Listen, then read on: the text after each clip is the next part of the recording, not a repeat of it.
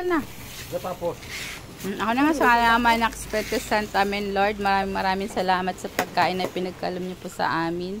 Ngayong tanghaling ito, naway patuloy niyo po kaming bigyan pa ng biyaya sa araw-araw ng buhay at kalakasan, Panginoon, sa araw-araw din po naming buhay. Sa pangalan ni Jesus na nabubuhay naghari magpasa walang hanggan. Amen.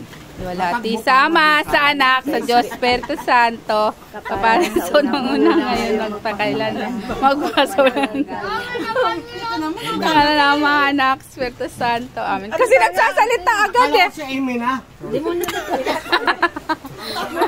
Tapos si June. Si June, hindi? Hindi na paggulit na kami eh. Kasi ang mga pagkama. Paano naman kayo hanggang saan naman masaway talaga ni Papa eh. Ayoko talaga maanghang. Ayan. Maanghang ba? Anghang? Naanghangan siya pero hindi naman. Kain po kami. Sorry. Nadamihan ata ng sili.